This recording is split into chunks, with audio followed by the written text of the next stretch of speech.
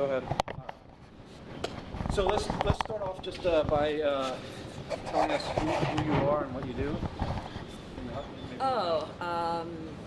My name is Natasha Vita-More, and I am a designer. I also am an author, and currently I'm a professor at a university here in the, well, it's not here, a University of Advancing Technology.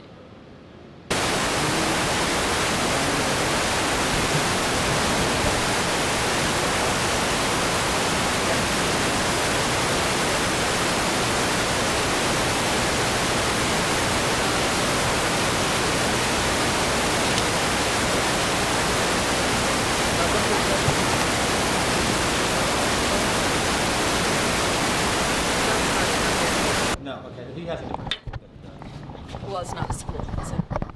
It's not a school? Oh. It's not accredited university or school. It's like a website. I don't know what he does with it. Well, let's start again from introducing yourself. Oh, okay. My name is Natasha Vita-More, and I am a designer, author, researcher, and I'm currently a professor at the University of Advancing Technology. My name is Dr. Max Moore. I am the president and CEO of Alcor and a lifelong transhumanist. All right. And what is a transhumanist? A transhumanist is someone who believes that it is both possible and desirable to use technology to fundamentally improve the human condition.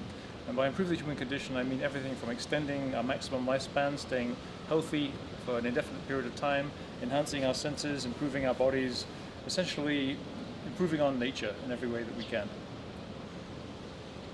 And Natasha, do you agree, or is there any refinement to that?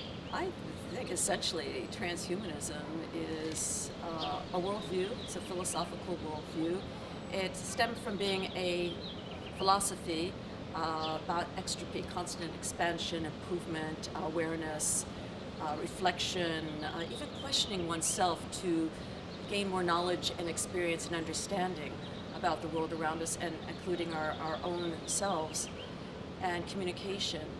The scope of the transhumanist agenda would be certainly to work towards altering the human condition to address certain specific limitations that are placed on us, like our lifespan, having to undergo diseases, age primarily, and basically the limitations on our mode of expression as physical beings, biological beings. One way you might expand on the idea of transhumanism is to think about the roots of the term, and you kind of think of this two ways. In one sense, it's transhumanism, in another sense, it's transhumanism. So if you think of it as transhumanism, then it's building on the Enlightenment tradition of using science, technology, progress, reason, goodwill to really question about how we've always lived. Because in the early days, we had slaves and we had very stratified society, and humanists were all about challenging that and improving things, but then they kind of got stuck at a certain level. But if you emphasize the transhumanism part, it focuses more on the idea of overcoming biological limits to what's possible for human beings. So it's both a philosophy and a movement and a practical set of goals, really, to use good values, good ideas, to make progress in both a moral sense, a social sense, and in the sense of individual capabilities. And I think that one of the important elements there is the transition aspect of the trans, that as a species and as a life form, we're constantly changing. Every species is constantly changing and evolving and adapting to its environment. And one of the issues and why the transhumanist agenda is so important today is because we are in the midst of transitioning from understanding the world in one way to seeing it in another way, and that's brought about largely through science and technology and learning experience.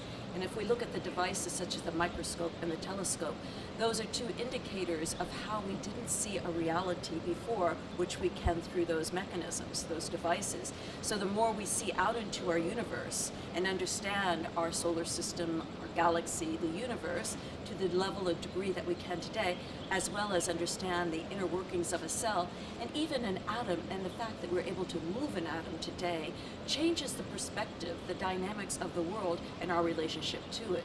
So the transhumanist understanding there is this transition of the world around us changing, and it is certainly changing through the advancing technologies. And so you guys are probably the best ones to help our audience understand the history of transhumanism, where it comes from, and can you walk us through that a little bit? Sure. The term transhuman was first recognized as transhuman are in Alighieri Dante's writings, and it meant a transitional agency, a transitional being. Later on, T.S. Eliot wrote about the transhuman in The Cocktail Party, which was a play, but he wrote about the transhumanizing of relationships between people and identity. So they approached it in the psychological sense. Huxley wrote about transhumanism from the biological, scientific sense, about a transition of a human through genetic engineering, possibly in the future, or some transmutation of biological matter sometime in the future. Modern transhumanism is quite different than that. Modern transhumanism developed in the late 1980s and the early 1990s through the philosophy developed by Max More.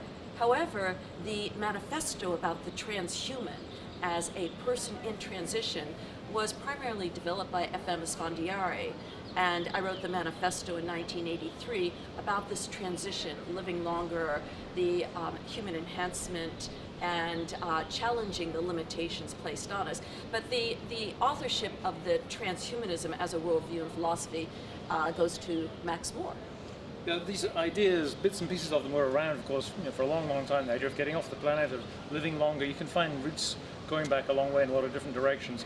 But transhumanism, as we understood it today, didn't really come together until the late 80s, early 90s. I think Extra B magazine that we published through Extra B Institute was core in that, because it brought people together who were interested in various aspects of these ideas, and they started to see this as a whole. This is all about overcoming these fundamental limits. So that's really the kind of the modern form, and of course it's flowered since then and has all kinds of versions and variations, although it has ideas in common. So that begs the question, is there one transhumanism? In my view, there is one core element of the transhumanist perspective or agenda, and that is about, can we ask those people to, hello? Excuse me? Are you picking that up, or is it? Yeah, Hi. Could you, please, we're going to ask a favor. We're just doing a short little interview here. Could talk a little softer just for a few minutes? We're only going to be a few minutes. Thank you so much. I appreciate it. Okay. So, one transhumanism. the core element of the transhumanist agenda, or the worldview of transhumanism, is essential to any perspective on the transhumanist. Without that, it becomes something other. So we have to identify what are those core elements, those core understanding of the worldview, and certainly it's about looking at limitations placed on us through our biology, our circumstances, and breaking through those limitations and looking at how we're transitioning based on the emerging and speculative technologies and advances in science and medicine. So it is a proactive type of sensibility or worldview, where most transhumanists are very proactive about addressing this and breaking through some of those boundaries. I think a critical aspect of transhumanism that distinguishes it from some other ideas and ways of thinking is that, and this comes from the humanist tradition, it really does emphasize reason and science and technology, as well as critical thinking and goodwill. It's not enough just to wish for a better world, or sit down and kind of think about a better world and that'll somehow happen. That's not going to work. We have to have practical measures, and that really means science and technology guided by good policies and smart thinking. So that's really critical to transhumanism. It's not a belief that any kind of higher power is going to solve the problems for us. It's quite neutral about higher powers. Maybe there is one, maybe there isn't, but it's up to us to improve ourselves, including our own nature. And some people say, well, but why bother? Isn't it either inevitable, or isn't it just strange and wrong? Well, no, it's very natural for human beings to change the environment, including themselves. We've been building prosthetic devices, wooden teeth from the old presidents to false legs. That was very crude. It's very natural and normal for us to change ourselves as well as the environment. So I think transhumanism is really an expression of that core creative aspect of humanity. And would you say the manifesto is like the Constitution for transhumanism? Or? No. The Transhuman Manifesto is a salvo. I wrote it after I'd been very ill, and then thought about life and death, and I thought about the limitations of not knowing what was going on in my body, not knowing that I was in such a vulnerable state, and that propelled me to explore and research others who were thinking about this, breaking through those limitations of not understanding and the advances in technology. And so the manifesto is more like a salvo, and it is out in space on the Cassini-Huygens spacecraft. But the issue here is that the element of a manifesto is not necessary. There is a transhumanist declaration. It was written early on in the 1990s, and Max and I were both authors of it, along with a number of other people. The essence here is that we really don't need a written manifesto. What we need is a proactive voice. And it is that voice that has to come from all of us working together to try to break through some of the strongholds on us as a species, as a population, as a humanity, as a culture, and try to do all we can to push policy making, push laws, push regulations to where those people who want to enhance with human enhancement, those who want to live longer, have a right to do so. And that brings in Max's view on morphological freedom. Transhumanism is a complex idea, so if you ask what is transhumanism, you can throw different answers at it, but essentially Natasha and I try to answer that definitively with our book, The Transhumanist Reader, in which we have, I think, 42 essays or 42 authors. Starting off, I gave an introduction, basically trying to condense this down to one short chapter, but that gives lots of voices, classical and contemporary voices, on the various aspects of transhumanism. And I think we have 9 sections in the book, because it covers a lot of different areas, so it's a very complex worldview, but we've kind of talked about, I think, some of the core aspects to make it what it is. And that ties in, well, is it... Sorry, Danny, can I be sitting here? The eye line just shifts a little bit. So, The eye line's fine. You sure? Yeah. All right.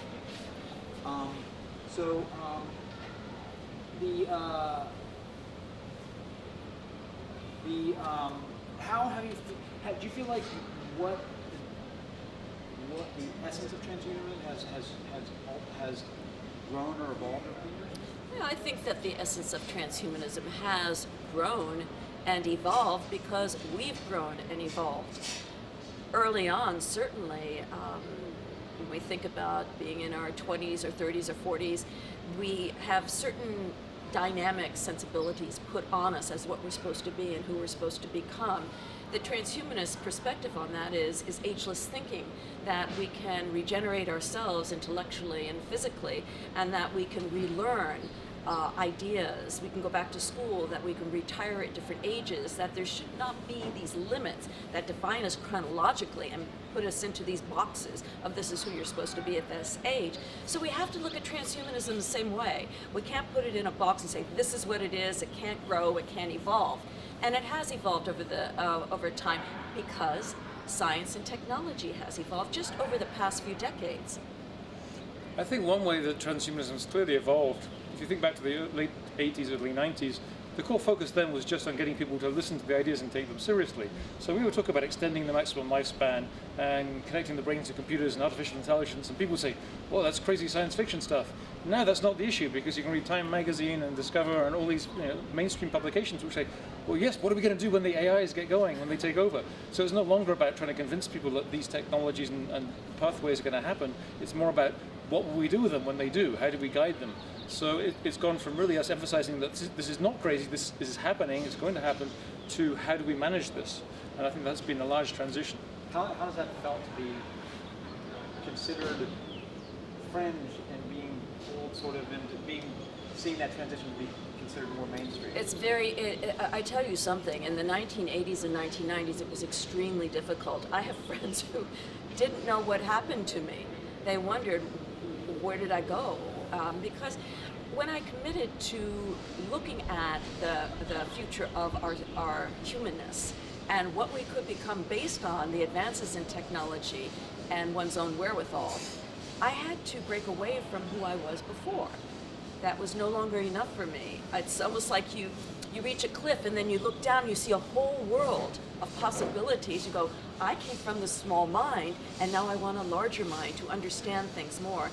I think even getting a PhD, getting my doctorate opened my mind to new possibilities in learning and knowledge. So it's changed on a personal level for me, as well as it's changed on a fundamental level as far as the addressing some of the concerns. As Max said, early on it was like, if you want to live longer, then you don't like your life. Or if you want to live longer, then you're a selfish person. Why are you so valuable that you should be living longer rather than someone else? Which was totally obscure because that was not the point. Or that we'll be bored if you live longer. This is not going to happen. Bill Joy, McGibbon, there's so many thinkers, writers, critics of the transhumanist perspective who have claimed that these ideas wouldn't happen. But if we look at the cover of Time magazine, we look at what's being written in many of the articles today and in the news, and included in TV shows, we'll see evidence of artificial general intelligence, we'll see evidence of cryonics, we'll see evidence of there's so many of the ideas that are now in the mainstream. So that the major shift has become being obscure and obsolete as far as the old world to being mainstream and having a position to actually talk more in depth rather than just the outside cursory aspects of it. Now we have an opportunity, at least I do, to speak more in depth about what these ideas mean and the own maturation of my own process and understanding. Now I'm very concerned with the aging population, as well as building devices to help people who are aging until we can reverse the aging. So even one's own ideas change and shift towards it. What about you, Max? In the early days, the typical reactions were dismissal or derision. There's still a little bit of that, but not so much anymore. There's a few hardcore people who just want to dismiss it or make fun of it, but that's getting pretty hard to do. So now we're starting to boil down to certain standard reactions to this. So many people now will be interested, they'll kind of want to follow along to a certain degree, but they'll start getting uncomfortable. But other people will dig in and not deny that it's possible, but they'll instead switch to the track that this is wrong, that it's dangerous, that AIs will take us over, that if we live longer we'll become bored and life will be drained of meaning. And the rationalizations are starting to come out because our culture, as human beings, we couldn't really do much about our own nature. We could change the environment, but we had very little control over our own nature for most of this time. So now that we can, the initial reaction is fear, because it opens up all these new opportunities and possibilities. Oh my goodness, how am I going to make these choices? But you know what, people get used to choices over time, and we learn to handle them. Max, I want to ask you specifically about Outdoor, and you said something very interesting in the session about basically a third category between living and dead. So can you talk about personhood, the issue of cryonics? Let's wait for this fly to go out. It's right there. Cryonics, or cryopreservation, is the practice of preserving people at extremely low temperatures as soon as possible after clinical death, which is not the same as biological death or any kind of final death. The idea being that if you preserve someone well enough, you may have a chance in the future with more advanced technology to repair the cells and bring the person back to life. However, these people are not dead, in our view. Obviously they're not living because there's no metabolism at that super low temperature, but they're not dead because the brain structure where you store your memory, that what makes you you, is still here, it's intact.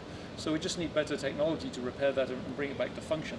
So really what we need, and I think eventually we'll recognize that we need a third category. There's living people, there's dead people who are gone irretrievably forever, and there's this third class of people who are currently not non-functional, but they're a little bit like people who are in very deep comas who've been there for decades and who one day might come out, except in this case there's no metabolism.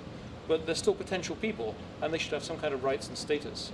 So I think at some point people will get away from this either or, you're alive or you're dead, because even that's not helpful, because there are people who are clinically dead, but then we bring them back, we revive them, and that's changed from the past. And people will start to see we stretch that category of uncertainty, whether this kind of gray zone.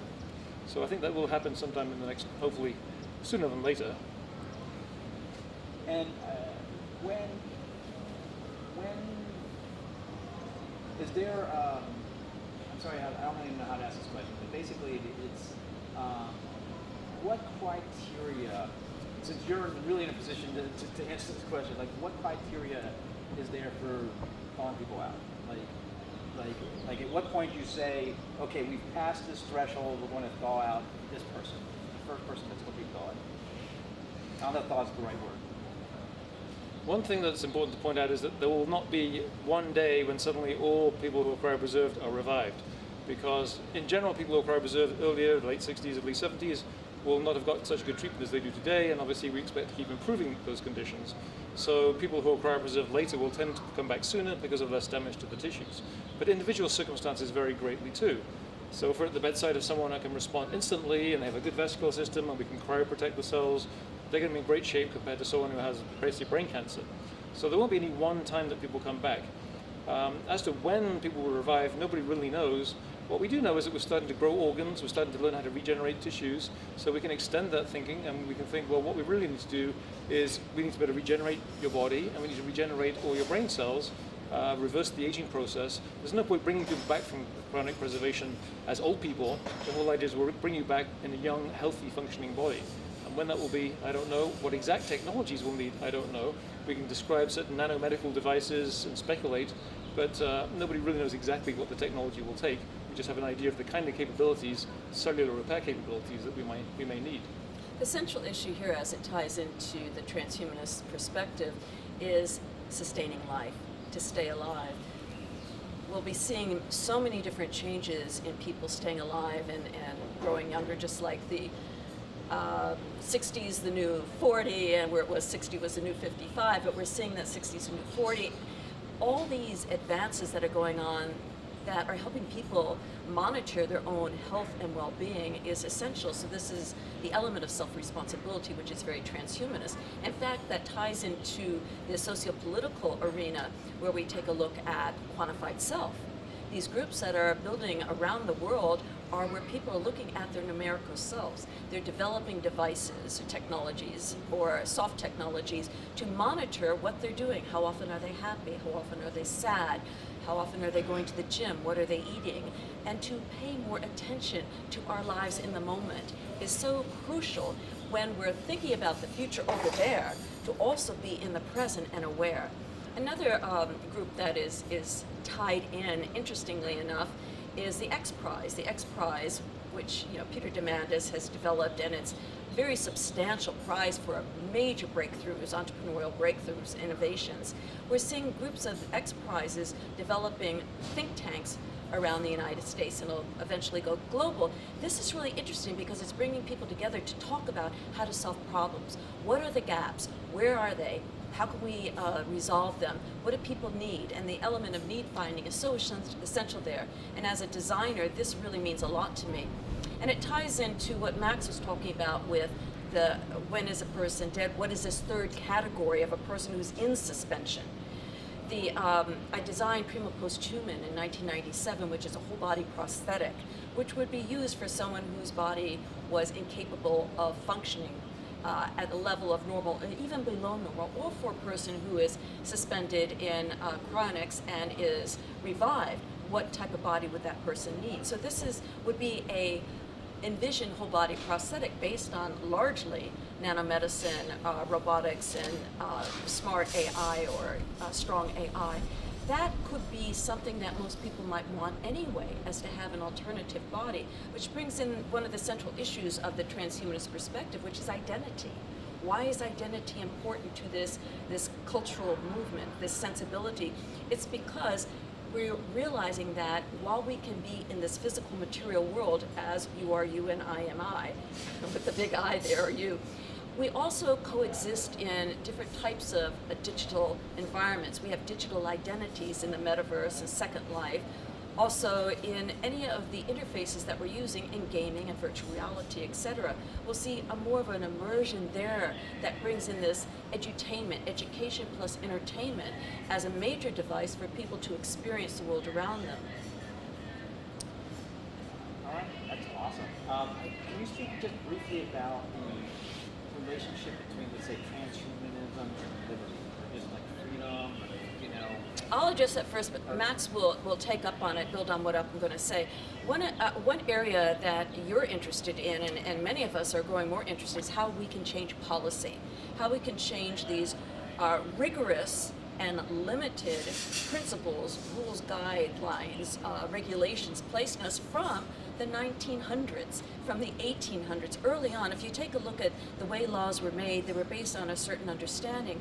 Well, over the past decades, certainly at the end of the 20th century into the early 21st century, there was a major paradigmatic shift that changed a lot of how we look at our lives and our relationship and sustaining our lives over time. So we need new rules and regulations. That's why many of us are involved in this socio-political aspect of it, and which ties in very largely to issues like morphological freedom and the proactionary principle. It amuses me when some critics try to dismiss transhumanism and say, well, you guys are just pursuing these power fantasies, you just want to live longer and be smarter and stronger, and you don't really think about social aspects. That, of course, is absolute nonsense. We spend a tremendous amount of time thinking about that and have from the beginning. I talked a little bit earlier about the change in transhumanism, where we've more and more focused on how to regulate these technologies, how to manage them most effectively. But there are tremendous social and economic implications of the transhumanist agenda, and very beneficial ones.